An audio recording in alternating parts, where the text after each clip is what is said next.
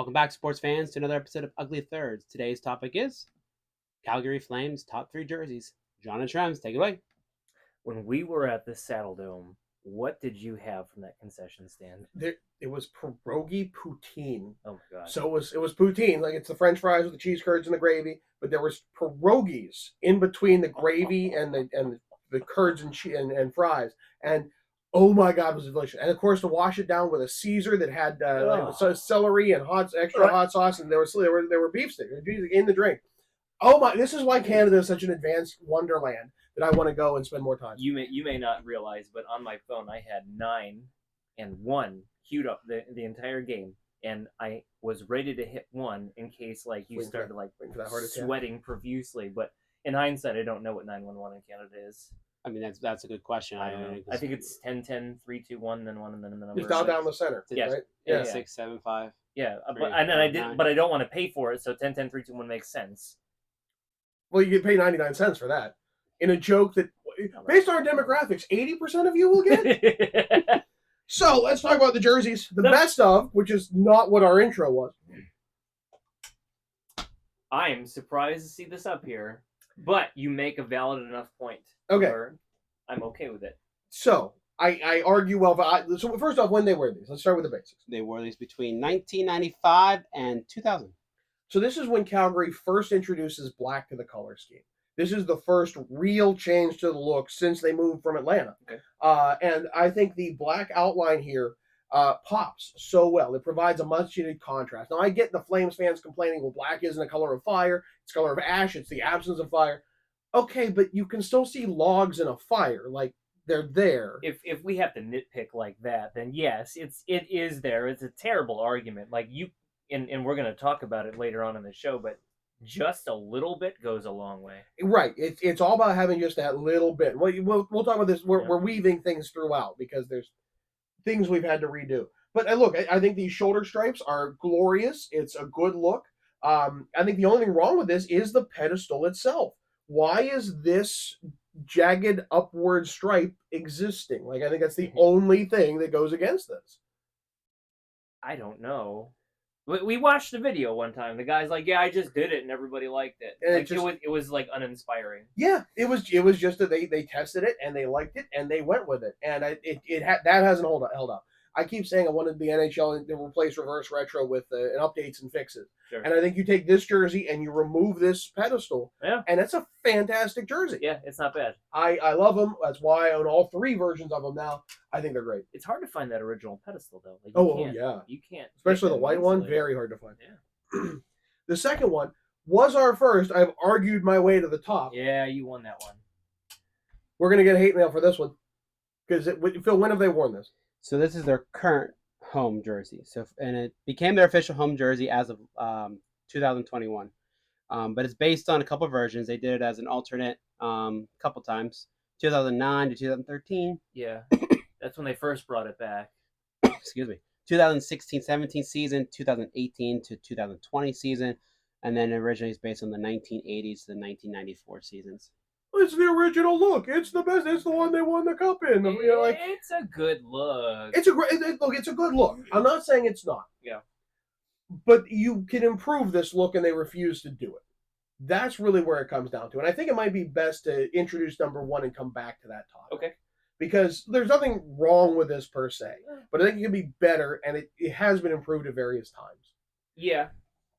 The number 1 I've argued my way to, the Sea of Red jersey. So named because when they introduced this in 2003, when they wear these, Phil? 2003 to 2007. So it was ruined by Edge. We looked at that in our worst of video. Yeah. Absolutely butchered this design. Oh, it had that arc piping in here, though. Yeah, right. And then they insisted on keeping the horizontal stripes with the vertical stripes, but everything, and then flags. Gotta have flags. As much as I love flags, not even Canadian flags. Provincial flags. Canadian, but also Alberta. So. I mean, it started with Blassie. Blassie was the original design in this look with this striping scheme. Then they made a white one. They're like, well, what if we did a red third? And this sold so well that when they were in the Cup Finals against Tampa Bay, the entire Saddle Dome was red. And I'm like, oh, are those empty seats? Is this like a... No, the seats are green in the Saddle Dome. it was just that full of these red jerseys and little L's. It's hard not to. The red mile leading up was just everyone in these were so, and it was, believe it or not, leaked in NHL 2K4. I think it was 2K4 or 2K5. Oh, it was an Easter egg. It was, well, so it was in the crowd. The crowd was all wearing this jersey in the game. You couldn't wear it as a jersey, but it was in there. So someone screwed up and released it, and I'm like, well, wait a minute. I remember zooming in on the instant replay. We're like, wait a minute, and then sure enough, like Nice. later that year. Nice. But okay, so it's a great contrasting logo. It really pops in black on red. I think the outlines do a really good job. But when you see them all side by side, I think my argument starts to form, because contrast matters.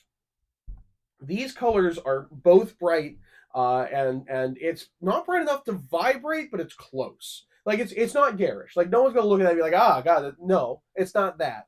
But I think with just a little bit of contrast, that little bit of black goes a very long way in separating things, in bringing it out. And not to go full this, like, okay, the Ash logical argument, though silly, I get it. You don't necessarily want that as a logo, even though they kept pushing that for a very long time. But look at these two, and Jersey Cam, if you would work your magic. So look at you, like this is outlined in gold, but how well can you see it? Versus here, that single black line, how well do you see both colors there? Yeah. There's an argument to be made here. You take this, pop it on here, and you've got a look that you can't be beat. And I think maybe just a little bit of black in the stripes if you want to come back. Like this is something obviously this is something you play with, but like maybe black in between these two stripes, or maybe it's on the whatever it is, that little bit of black to just add some separation and contrast. I think is how you make it absolutely perfect, and you can kind of get a similar effect in the numbers. Like those are gold outlines on white. You can't see them. You can't really see it. No. So yeah, I mean, I think that there's a lot of that, and then you have opportunity. There's no shoulder patch. Like why not find something that works well? Or maybe that's where the Black Sea comes in on it. Like you have options here that Calgary just refuses to pursue.